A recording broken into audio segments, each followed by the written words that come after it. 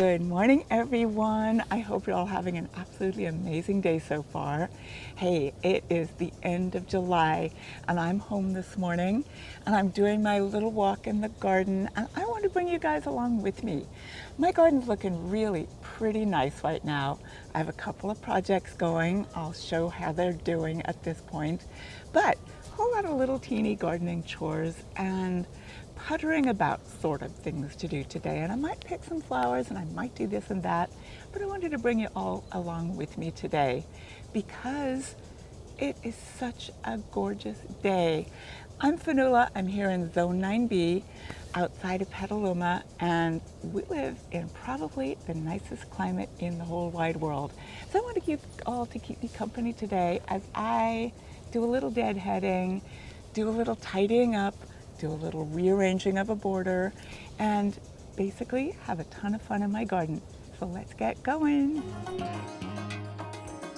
So here's my vegetable garden. It's coming along really nicely. The tomatoes got a little bit swamped with the green beans, but that's okay. I'm picking lots and lots and lots of fabulous scarlet runner beans. Makes me really happy. The strawberries, I've been picking strawberries quite regularly and harvesting onions. So this is what your onions should be looking like right now. They kind of keel over and start drying out from the base. And this is where you stop watering them and let them start drying out. Now I've been harvesting, I've picked quite a few onions already, popped them into my dinners. And I am picking as I go, but I am hoping to have quite a few left over for storage by the time I finish.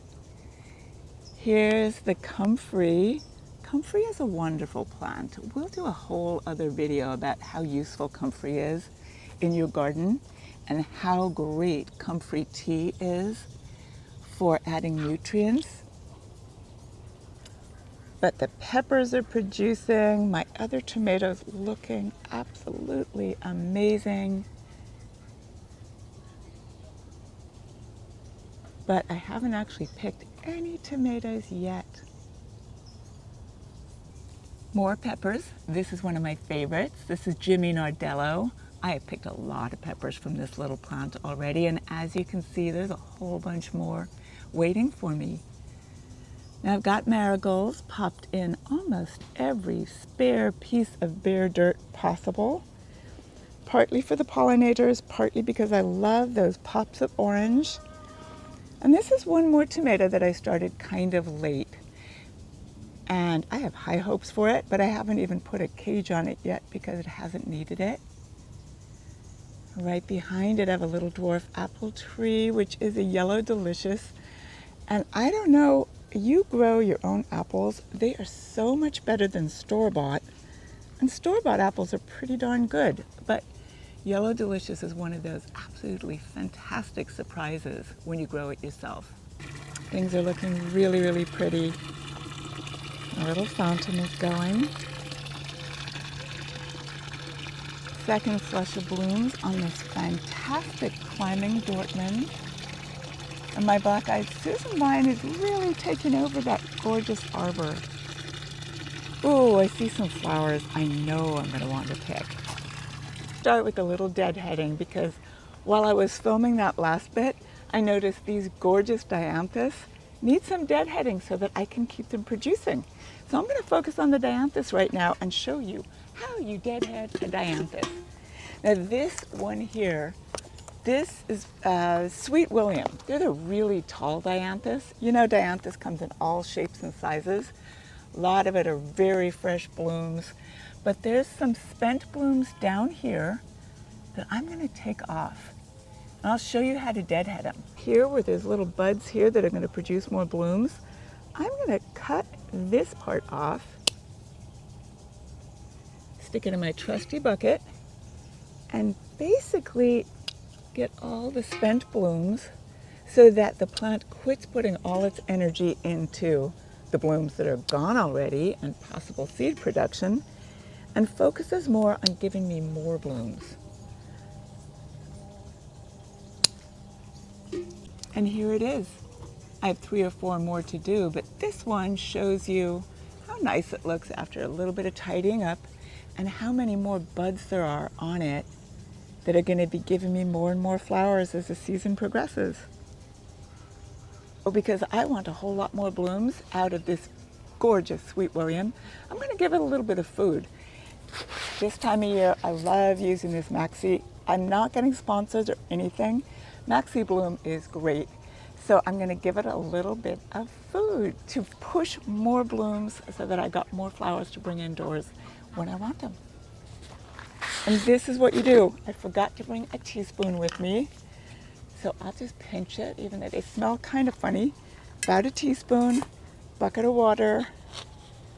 Usually what you do with Maxi is 1 tablespoon per gallon of water. This is a teaspoon per half a gallon of water. And I'm just going to water it in gently where the roots are. Ooh. And I noticed I missed one. There we go. Now it's even prettier. I'm going to pour it all around where I know the roots are. Now you can use foliar fertilizer too this time of year, but because I'm fertilizing in the morning, I want to make sure that I don't end up getting fertilizer on the leaves where the sun could actually end up burning them. So I'm just making sure it all goes to the roots. Here's some for the next door neighbor. Okay, next up, I'm going to do some deadheading. And Koko Loko over there needs it. So let's go over to Koko Loko. I've been picking a lot of roses off this fantastic Floribunda rose, my absolute favorite. But I did leave a whole bunch on there too, just because it's so pretty in the garden. But there's a couple of deadheading opportunities up there that I'm going to do, and there's some funky looking leaves that I'm going to take off as well. So keep me company while I take care of Koko Loko. Here we go. I mean, some of the deadheading, again, you don't want it to put the energy into the spent blooms. You want a whole bunch more blooms. So this whole stalk right here, I'm going to take this back down and let me explain deadheading of roses to you one more time. So when you're deadheading a rose, you don't take it to here with just the 3 little leaflets.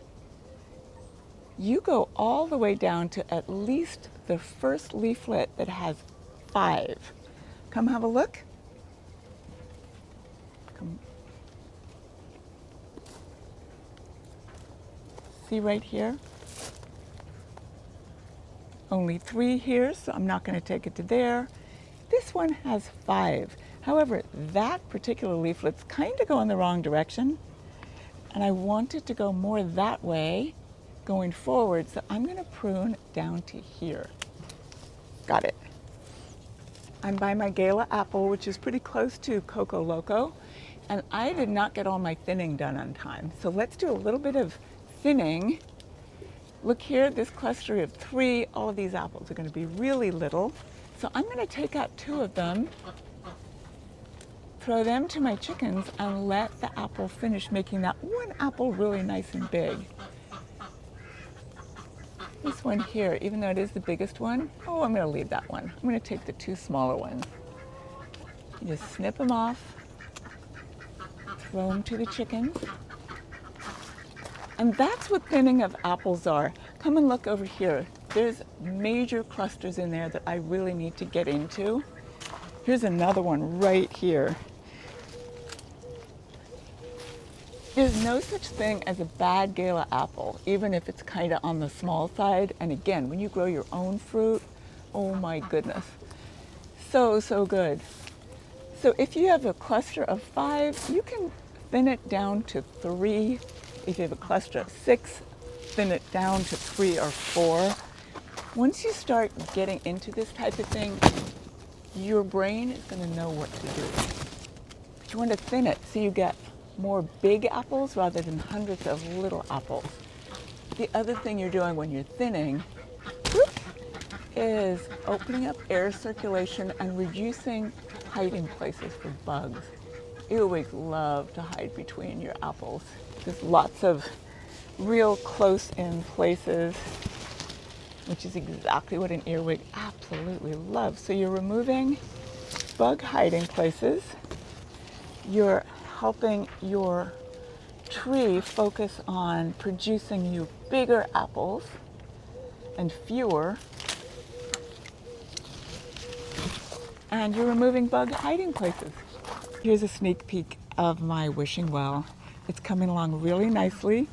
I have some more work to do on the inside, but it's looking great. There'll be a whole video about that at a later stage. I've been cleaning up my garden quite a bit, removing all the spent geranium matarenses and opening up this whole new shade garden. There's still a few plants that I need to add, and that's been fun. But one more thing I know I need to do. This corner here is bugging me. It's way too angular, so I'm going to be softening that up. Next time you visit my garden, it's going to look softer and nicer and less pointy, and just, it's going to feel better. Then I'm going to plant that grass. But look at this, I got to show you something else I noticed this morning on my morning walk. Can you see that? I've got a mole in there. Now, moles aren't anywhere as bad as gophers, but they can still cause some trouble. So I'll think about what to do there. And now I feel like picking some flowers. And of course, I'm going to start with some Koko Loko blooms. Just one of these, they are so pretty. But I'm on my way to the dahlias. Follow me. Got to stop at this. This is Ami Magus. Absolutely love it. It's amazing in arrangements. And today I'm picking it while it's still kind of green. Look, isn't that so pretty?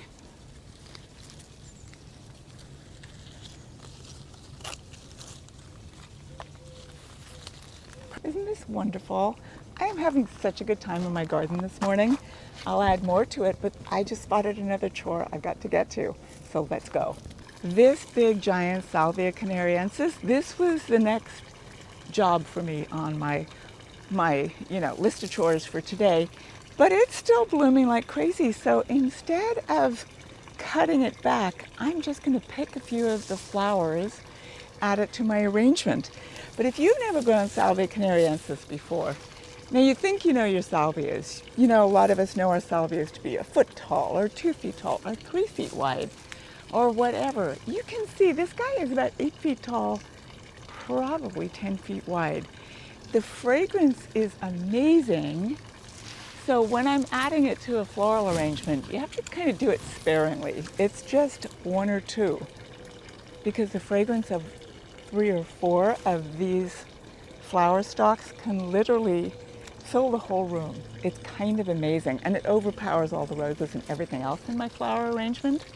But I'm probably about 2 weeks away from really cutting this one back, because along with a lot of other flowering shrubs, flowering perennials, best time to do any pruning of them is right when they're finished blooming. And honestly, I thought this was going to be finished blooming by now because it's been doing it for months. Anyway, I'm going to have to go to work fairly soon, so we're going to wrap this up, maybe with one more quick little tour through the garden, and then I got to go into Cottage. Who's the luckiest person on earth? I hope you really enjoyed this morning's little tour through my garden and all my little puttering about chores. And now I'm going to encourage you to go on outside to your own garden, have a look, see what's going on, do some troubleshooting. I found a few things that I definitely need to fix, change, or repair. I found some jobs that I'm going to be doing in a week or 2. I found some gorgeous flowers to bring inside today, and I took care of a couple of my plants. So get outside and garden, everybody. There is so much to see, so much to learn about, so much joy to be had, and so much magic that you have created in your own garden. If you can, come on in and visit me at Cottage Gardens of Petaluma. If you can't, you know you can find me on Facebook, Instagram, here on YouTube anytime, and drop me a comment. Please drop me a comment. What's your favorite thing in your garden right this minute? If I had to pick my favorite right this second, my new wishing well, my new shade garden, my Koko Loko rose and all the gorgeous flowers I just picked. It's very hard to pick one favorite. Like I said, I'm incredibly lucky. You are too. Count your blessings, everybody. We are lucky.